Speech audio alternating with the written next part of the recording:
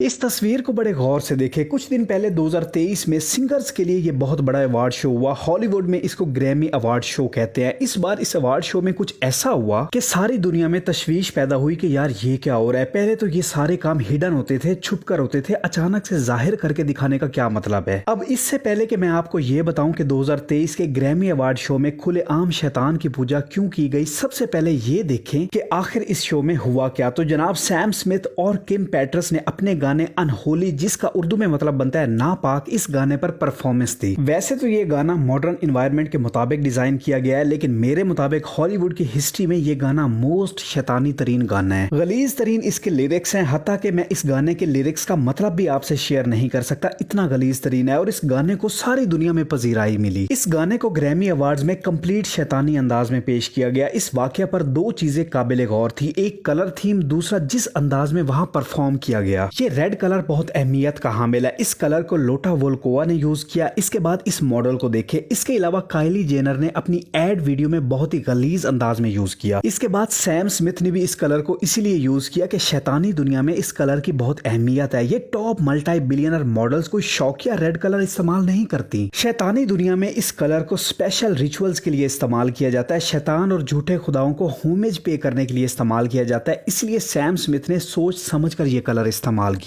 पुराने वक्तों में जब शैतानी खुदा बाल को नए बच्चे की कुर्बानी पेश की जाती थी, उस वक्त भी इसी कलर को स्पेशली यूज किया जाता था। इस बाल पर भी मैं डिटेल वीडियो बना चुका हूं, लिंक डिस्क्रिप्शन में है, जाकर देख सकते हैं। इसके बाद जिस तरह शैतानी अंदाज में डांस किया गया, ये वो स्पेशल रिचुअल है जिसको पहले खुफिया मीटिंग्स में शैतान को कुर्बानी पेश करने से पहले परफॉर्म किया जाता रहा है, लेकिन यही बात तो इस दफा मुख्तलिफ थी। इस बार ये सब ओपनली खुलकर दिन दहाड़े सारी दुनिया के सामने किया गया और कोई भी कुछ ना कर सका। इस पर भी मैं डिटेल वीडियो बना चुका हूं कि ये रिचुअल्स कहां होते हैं और कैसे होते हैं। लिंक डिस्क्रिप्शन में है, वो आप जाकर देख सकते हैं। अच्छा, ये जो भी हुआ और जैसे भी हुआ, ये क्यों हुआ, इस बात को समझे। एज पर माई रिसर्च ये मैसेज तमाम शैतानी करिंदों को पहुंचा दिया गया है, जिसमें दुनिया के बड़े बड़े पॉलिसी मेकर शामिल हैं, गवर्नमेंट ऑफिशियल्स शामिल हैं, एक्टर्स एक्ट्रेसेस, बड़े बड़े बिजनेसमैन शामिल हैं और हर उन सबको जो किसी भी लिहाज से अवाम को इन्फ्लुएंस कर सकते हैं। ये मैसेज, ये पैगाम पहुंचाया जा चुका है कि we are in the end game now, यानी इस दुनिया का वक्त अब बहुत ज्यादा आखिरी वक्त के करीब आ चुका है। सो अब सब कुछ ओपनली करो, खुल्लम खुला करो। अब वो वक्त आ चुका है कि हमारी जिंदगियों को शैतानी ताकतें अपने कंट्रोल में कर चुकी हैं। कोई गवर्नमेंट कुछ नहीं कर सकती, कोई इदारा कुछ नहीं कर सकता, कोई मजहब कुछ नहीं कर सकता। हाँ, मुसलमान इस निजाम के लिए सबसे बड़ी रुकावट थे, लेकिन मुसलमान भी अब इनके शिकंजे में पकड़े जा चुके हैं। सो इनके लिए अब रास्ता साफ है। ये स्पीड से काम कर रहे हैं। ये फैशन देखें और दुनिया में इस बात की चर्चा को देखें कि मर्द मर्द से शादी कर सकता है और औरत औरत से। इसके अलावा जैसा कि कॉमसेट यूनिवर्सिटी इस्लामाबाद में हुआ कि टीचर ने स्टूडेंट्स को भाई बहन के नाजायज ताल्लुकात पर मजमून लिखने को कहा कि ऐसा मजमून लिखो कि जो भाई बहन ने अकेले में किया, इसके बारे में स्टूडेंट्स का क्या ख्याल है। ये तो चंद मिसालें हैं जो मैंने पेश की हैं। इन बातों से आप अंदाजा लगा सकते हैं कि कोई ताकत तो है ना जिसने दुनिया के तमाम मुल्कों की गवर्नमेंट्स को मजबूर कर दिया है कि खबरदार, अगर किसी गवर्नमेंट ने LGBT या मर्द की मर्द से और औरत की औरत से शादी के हक में बात करने वालों पर एक्शन लिया, तो बस थोड़ा सा दिमाग इस्तेमाल करे कि क्या हुकूमत के इख्तियार में नहीं है कि वो गलत कामों को या उन कामों के हक में निकलने वालों को रोक सके। ऑब्वियसली गवर्नमेंट्स के इख्तियार में है, लेकिन क्या ये रोक रही हैं? बिल्कुल नहीं। कोई ऐसी ताकत है जो इनके गले दबोचे हुए है कि गवर्नमेंट्स कुछ भी नहीं कर पा रही। वो ताकत कौन है? जो भी है बहुत ताकतवर है। आई नो अभी भी थोड़ा सा इन शैतानी ताकतों के लिए मसला है और ये भी हो सकता है कि हमारे वाली जनरेशन इन सारे कामों को एक्सेप्ट ना करे, लेकिन मेरे भाई, किसने कहा कि शैतान ये सब कुछ हमारी जनरेशन के लिए कर रहा है? शैतान को इस बात का बाखूबी पता है कि ये जनरेशन इन बातों को एक्सेप्ट नहीं करेगी। शैतान जो भी काम कर रहा है वो हमारे आने वाली जनरेशन के लिए कर रहा है। शैतान कभी शॉर्ट टर्म प्लानिंग नहीं करता, शैतान लॉन्ग टर्म प्लानिंग करता है। शैतान जानता है कि आज से मैं जो काम सामने लाऊंगा वो ये जनरेशन ना सही, इसके बाद वाली ना सही, जो उसके बाद वाली होगी वो ज्यादा तादाद में एक्सेप्ट करेगी। शैतान स्लोली स्लोली ये काम करता है। इस बात को समझने के लिए मैं आपको हजरत शीत अलैहिस्सलाम के दौर में ले जाता हूँ, जो हजरत आदम के बेटे और दूसरे नबी थे। हबील और कबील के वाक़े के बाद अल्लाह ने हजरत आदम अलैहिस्सलाम को हजरत शीत अलैहिस्सलाम से नवाजा, जो कि हजरत आदम अलैहिस्सलाम के बाद पैगंबर बने। हजरत शीत अलैहिस्सलाम ने अल्लाह के अहकामात के मुताबिक हर चीज को संभाला, लेकिन शैतान हमेशा मनसूबा बंदी में रहा। काबिल ने, जो कि बहुत ज्यादा एरोगेंट था, हाबील को कत्ल करने और हजरत शीत अलैहिस्सलाम के पैगंबर बनने के बाद ये फैसला किया कि वो अब कहीं दूर जाकर अपनी नस्ल को बढ़ाएगा। सो उसने अलहदा से अपनी जिंदगी का आगाज किया, जबकि हजरत शीत अलैहिस्सलाम और उनकी नस्ल पहाड़ों में रहते थे, या आप ये कह सकते हैं पहाड़ी इलाकों में रहते थे। जब दोनों एक दूसरे से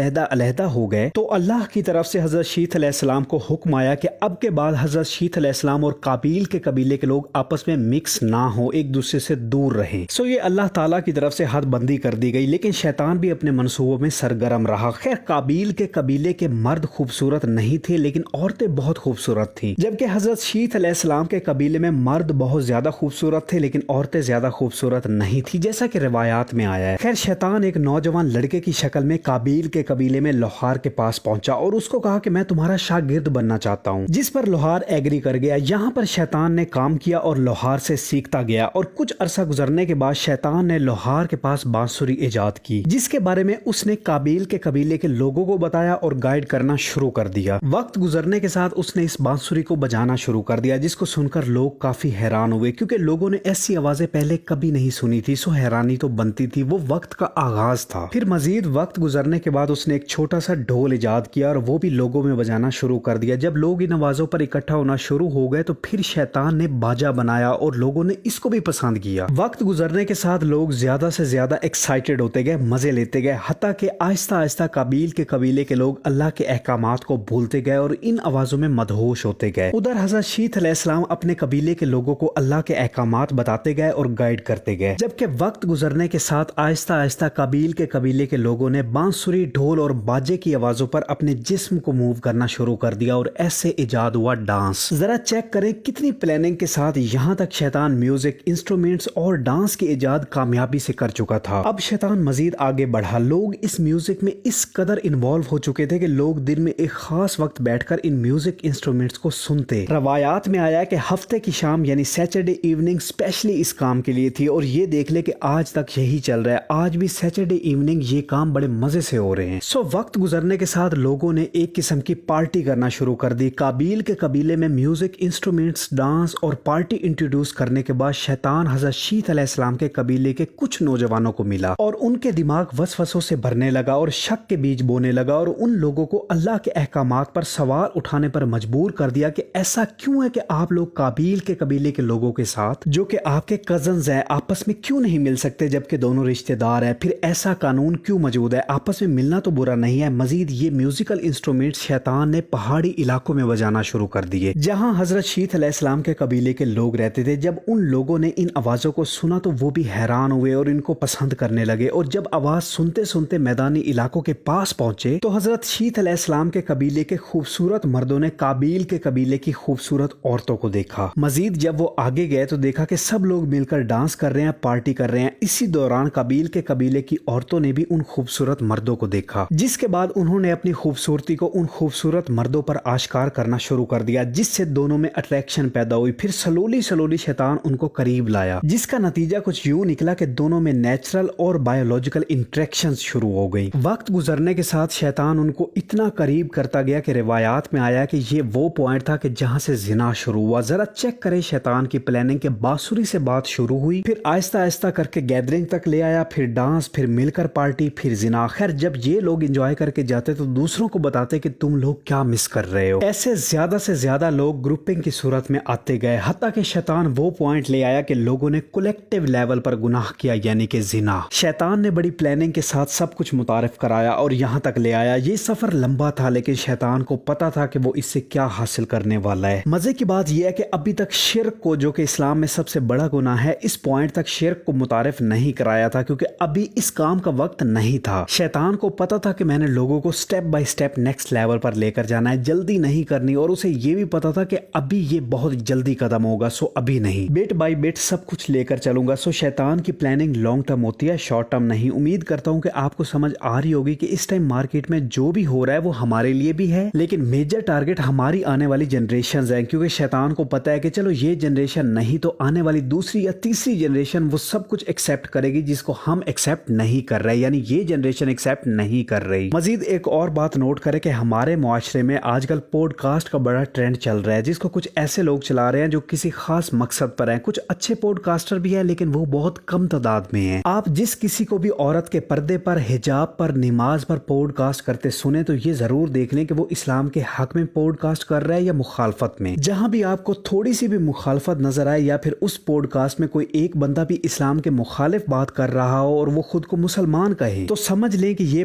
पॉडकास्ट किसी मकसद के लिए हो रही है, हमारी ज़हन साजी के लिए हो रही है, फौरन ऐसे पॉडकास्टर को शटअप कॉल देनी है, क्योंकि इस्लाम से बढ़कर हमारे लिए और कुछ नहीं है। हम सच में बहुत नाजुक दौर से गुजर रहे हैं, इसको एहतियात से गुजारें, अपने ईमान मजबूत करें, क्योंकि आज नहीं तो कल हम सबको ये दुनिया छोड़नी है, किसी भी वक्त हमारा बुलावा आ सकता है। सो खुद को तैयार रखें, अल्लाह के करीब से करीब होते जाएं, फिरका वारियत से दूर रहें। मुसलमानों को तोड़ने का वाहिद हथियार फिरका परस्ती है, फिरका वारियत है। हम सबको इससे बाहर निकलकर एक मुसलमान बनना पड़ेगा, वरना जो ओपन ऐलान शैतान कर चुका है उसमें सबसे ज्यादा नुकसान हमारा होगा। उम्मीद है कि आप मेरी बातों को समझ रहे होंगे। तो बस मेरी आज की वीडियो में बस इतना ही था। आपसे गुजारिश है कि चैनल जरूर सब्सक्राइब करें। तो मिलते हैं किसी और वीडियो में। अपना बहुत ज्यादा ख्याल रखिएगा, तब तक के लिए खुदा हाफिज।